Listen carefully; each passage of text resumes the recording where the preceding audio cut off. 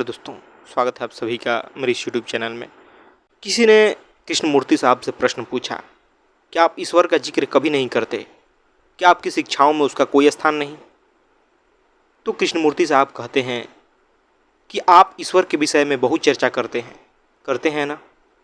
आपकी किताबें इससे भरी हुई है। आप गिरजे बनाते हैं, मंदिर बनाते हैं, आप त्याग और बलिदान करते हैं, आप पूजा पाठ करते हैं, अनुष्ठान करते हैं और आप ईश्वर विषयक धारणाओं से भरे पड़े हैं, है कि नहीं? आप यह शब्द दोहरा तो लेते हैं, पर आपके कर्म तो ईश्वरीय नहीं हैं या हैं? यद्यपि जिसे आप ईश्वर कहते हैं उसकी आप उपासना करते हैं, आपके तौर तरीके, आपके विचार, आपका अस्तित्व ईश्वरीय नहीं है, क्या है?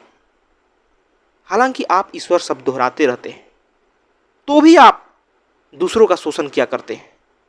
क्या आप ऐसा नहीं करते? आपके अपने अपने ईश्वर हैं, हिंदू, मुस्लिम, सिख, ईसाई और बाकी सारे। आप मंदिर बनवाते हैं। आप जितने ज़्यादा अमीर होते जाते हैं उतने ज़्यादा मंदिर बनवाने लगते हैं। आप खुद भी यही कर रहे होते, बाकी फिलहाल आप अमीर होने की कोशिशों में लगे हैं। फर्क बस इतना ही है। तो आप ईश्वर से खूब परिचित हैं, कम से कम इस शब्द से तो हैं ही, पर यह शब्द तो ईश्वर नहीं है। शब्द वह वस्तु नहीं होता है। हम इस मुद्दे पर पूरी तरह से स्पष्ट हो लें, यह शब्द जो है ईश्वर नहीं है। आप ईश्वर शब्द का अथवा किसी अन्य शब्द का प्रयोग कर सकते हैं, किंतु ईश्वर वह शब्द नहीं है जिसका प्रयोग आप कर रहे हैं। चूंकि आप इसका प्रयोग कर लेते हैं, इसका मतलब यह नहीं है कि आप ईश्वर को जानते हैं। आप सिर्फ इस शब्द को जानते हैं। मैं इस शब्द का इस्तेमाल नहीं करता। कृष्णमूर्ति साहब कह रहे हैं कि मैं इस शब्द का इस्तेमाल नहीं करता। इसकी बड़ी साफ वजह है कि आप इसे जानते हैं। जो आप जानते हैं वह अर्थार्थ नहीं है।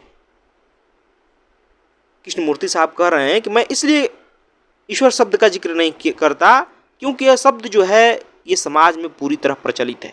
हर लोग इस शब्द को जानते हैं, और जब लोग किसी चीज को जानते हैं ना, वो सत्य नहीं होता, वो यथार्थ नहीं होता। इसके अतिरिक्त यथार्थ का पता लगाने के लिए मन की सारी शाब्दिक बड़बड़ का बंद होना जरूरी है। कह रहे हैं कि जब तक मन का जो ये शाब्दिक बड़बड़ है वो बंद नहीं होता, तब तक हम यथार्थ को नहीं जान सकते। आपके यहाँ ईश्वर की प्रतिमाएं हैं, किंतु निश्चित ही वह प्रतिमा ईश्वर नहीं है। आप ईश्वर को कैसे जान पाएंगे? जाहिर है किसी मूर्ति के, किसी मंदिर के जरिए तो नहीं।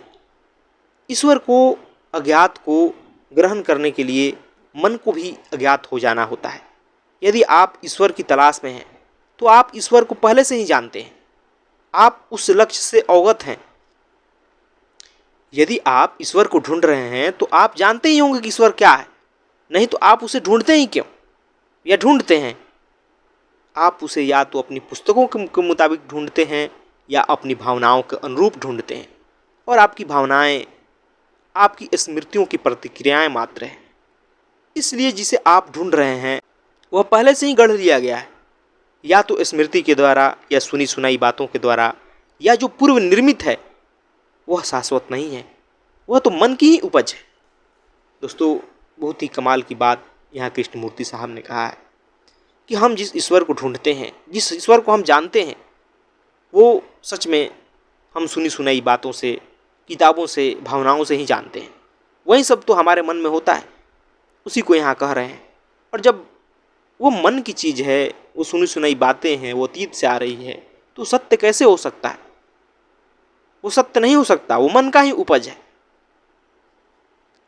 अगर किताबें नहीं होती, गुरु नहीं होते, दोहराने के लिए सूत्र नहीं होते, तो आपको पता होता केवल दुख और प्रसन्नता का।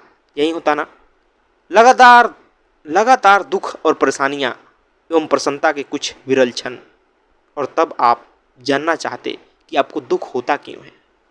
पर आप ईश्वर में पलायन नहीं कर पाते, लेकिन शायद आप दूसरे तरीकों से पलायन करने लगते और शीघ्र ही पलायन के रूप में देवताओं का आविष्कार कर लेते। किंतु यदि आप दुख की समग्र प्रक्रिया को वस्तुतः समझना चाहते हैं, एक नूतन मानव की तरह, एक नए खिले इंसान की तरह, पलायन नहीं बल्कि जांच परख करते हुए, तब आप स्वयं को दुख से मुक्त कर लेंगे। तब आप खोज लेंगे कि यथार्थ क्या है, ईश्वर क्या है। पर जो मनुष्य दुख से ग्रस्त है वह ईश्वर या यथार्थ को नहीं खोज पाता। यथार्थ को तभी खोज पाया जा सकता है जब दुख का अंत हो जाता है, जब प्रसन्नता विद्यमान होती है, तुलना की जा सकने वाली विषमता के रूप में नहीं, विपरीत के रूप में नहीं, अपितु वह तो एक ऐसी अवस्था है जिसमें विपरीत है ही नहीं। वाह, क्या बात कही है कृष्णमूर्ति साहब ने। वो कह रहे हैं कि आपके पास जब ये किताबें गुरु नहीं होते, ये दोहराने के सूत्र नहीं होते, तो क्या आपको पता होता इस शब्द का जो कि ईश्वर है? बिल्कुल पता नहीं होता। आपको पता होता सिर्फ दुख का और प्रसन्नता का, कि मैं दुखी हूं और मैं परेशान हूं। और जब दुख का पता होता तब आप दुख को दूर करने की कोशिश करते। आप उस दुख से पलायन नहीं करते जैसा कि आज हम करते हैं। आज हम ईश्वर को दुख का पलायन का जरिया बना लिए और इस कारण कहीं ना कहीं हम उस सत्य से अवगत नहीं हो पाते, हम यथार्थ को नहीं जान पाते। अतः अज्ञात वह जिसकी दृष्टि मन ने नहीं की है, मन द्वारा प्रतिपादित सूत्रबद्ध नहीं किया जा सकता, वह जो कि अज्ञात है उसके बारे में सोचा नहीं जा सकता। जिस क्षण आप अज्ञात के विषय में सोचने लगते हैं वह ज्ञात ही होता है। निश्चित ही आप अज्ञात के विषय में विचार नहीं कर सकते हैं क्या? आप विचार केवल ज्ञात के बारे में ही कर सकते हैं। विचार की गति ज्ञात से ज्ञात की ओर ही होती है और जो ज्ञात है वह यथार्थ नहीं है। तो जब आप सोचते और ध्यान करते हैं, जब आप बैठ जाते हैं और ईश्वर के विषय में विचार करने लगते हैं, तब आप उसी के विषय में विचार कर रहे होते हैं जो ज्ञात है। वह समय में है, वह समय के जाल में आबद्ध है, अतएव वह यथार्थ नहीं है, क्योंकि सत्य तो समय से परे होता है। सत्य को विचारों में नहीं लाया जा सकता। उसी की यहाँ कृष्णमूर्ति साहब बात कर रहे हैं।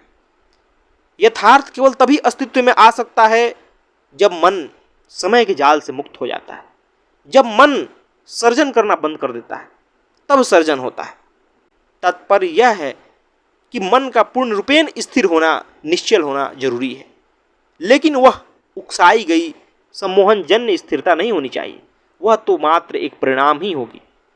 यथार्थ का अनुभव करने के लिए स्थिर बनने की कोशिश करना पलायन का ही एक और रूप है।